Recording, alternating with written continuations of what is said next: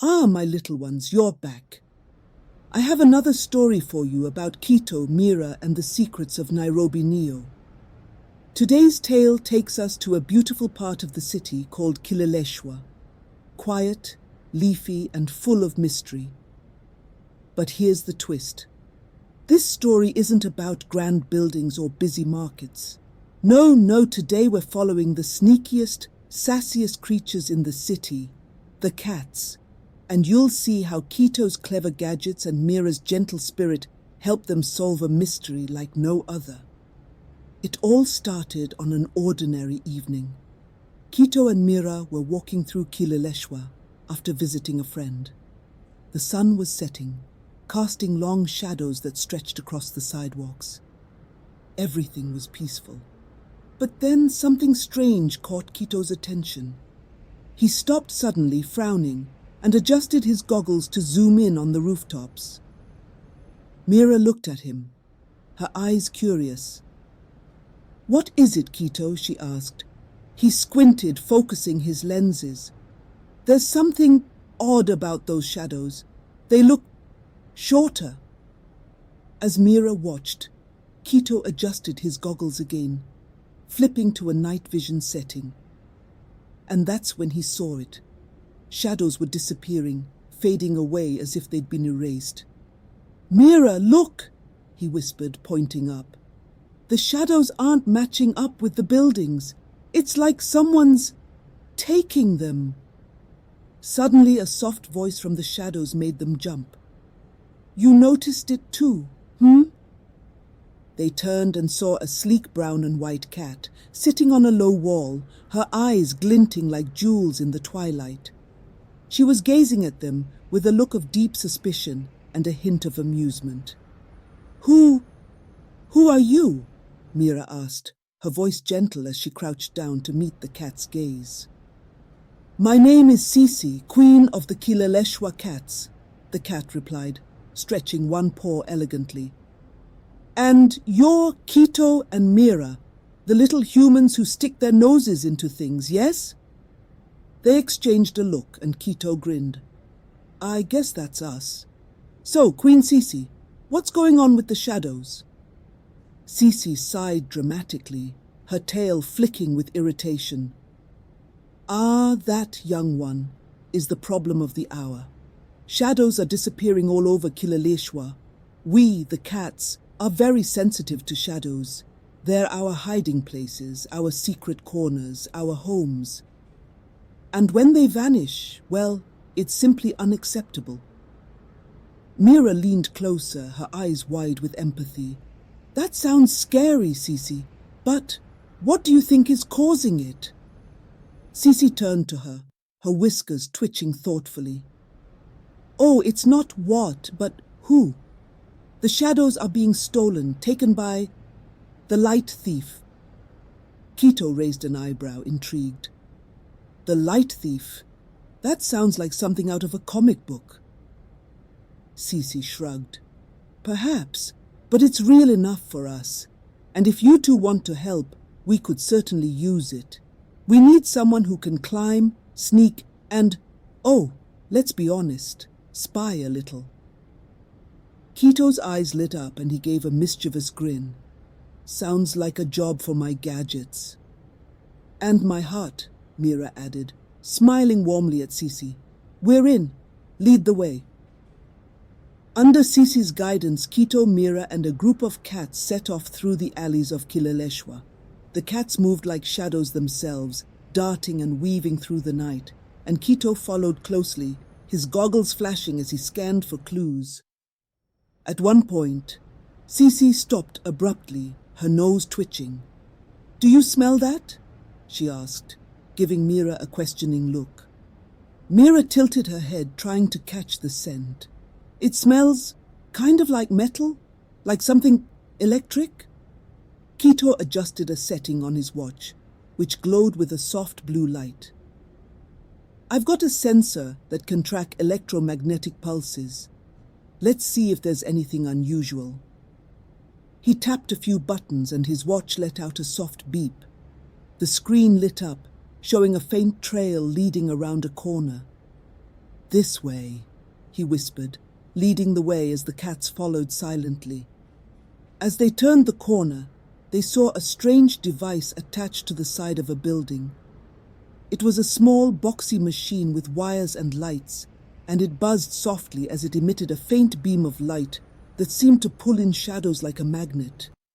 "There it is," Cece whispered, her eyes narrowing. "The light thief's machine. It's stealing shadows right out from under our paws." Kito studied the machine, his mind racing. "It's absorbing light from the surroundings and somehow converting it into energy. This thing is eating the shadows." Mira stepped closer, her face full of concern. "But who would do that? And why?" Suddenly another voice echoed from above, making them all jump. "Well, well, well, caught in the act, are we?" They looked up to see a figure standing on the roof above them, cloaked in a sleek, shiny suit that glowed faintly in the dark. His face was hidden behind a mask, but his voice was smooth and full of arrogance.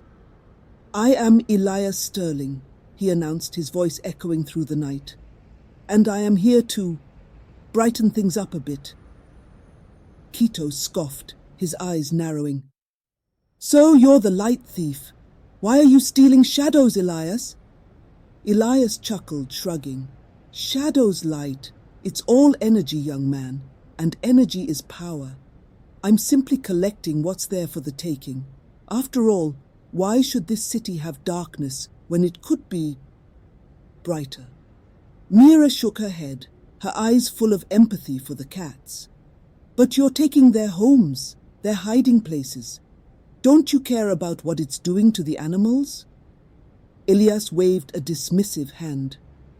"Animals, they're simply obstacles. Now run along, children, before you get caught in the light." Cece's fur bristled and she let out a low, furious hiss. "Oh, you don't dismiss the cats of Kileleshwa so easily, Mr. Light Thief. You may be clever, but we are everywhere." With a flick of her tail, Cece signaled to her fellow cats, and they sprang into action. One by one, the cats began to leap, dart, and pounce, their sleek bodies moving like shadows themselves. They swarmed around the machine, batting at the wires, pulling at the cables, their eyes shining with determination. Kito grinned, his techie side coming alive. "Mira, I've got an idea. We can use my signal blocker to short-circuit the machine. It'll be like blowing out a candle." Mira's eyes lit up. "Let's do it." Working together, Kito activated his signal blocker, and Mira positioned it close to the machine. The device let out a soft hum, then a sharp pop as the lights flickered and dimmed. The machine sputtered, and the beam that had been absorbing the shadows flickered and faded. Elias's voice rang out in frustration. "No! What are you doing? You meddling children!" But before he could do anything, Cece leapt onto the roof, landing gracefully beside him, her sharp claws flashing in the moonlight. "I suggest you leave," she said, her voice dangerously calm, "or we'll make sure you regret it." Elias, clearly intimidated by the determined cat, backed away slowly. "Fine, but don't think this is the last you'll see of me. The light will return, and so will I." With that, he turned and disappeared into the night, leaving the cats, Kito and Mira, victorious. As the light thief disappeared, Cece turned to Kito and Mira, her eyes warm with gratitude. "Thank you, young ones," she said, dipping her head in respect. "We may be cats, but even we need friends sometimes. You two are welcome in Kileleshwa anytime." Kito and Mira exchanged a proud glance, feeling a sense of accomplishment. "It was our pleasure," Kito replied, grinning. "And if there's ever another shadow mystery, you know where to find us." Mira knelt down, giving Cece a gentle scratch behind the ear. "Thank you for trusting us. We'll make sure to keep an eye out for any more trouble."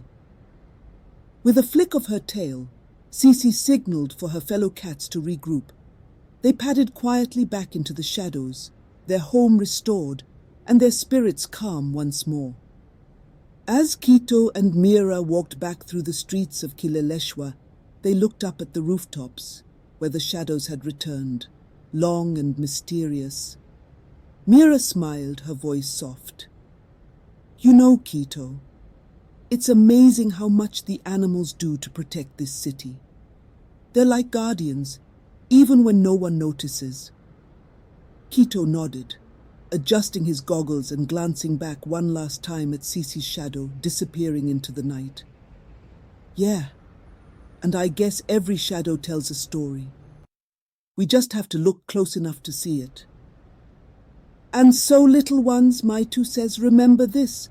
Sometimes the smallest creatures see the biggest mysteries, and sometimes the shadows we see aren't just darkness.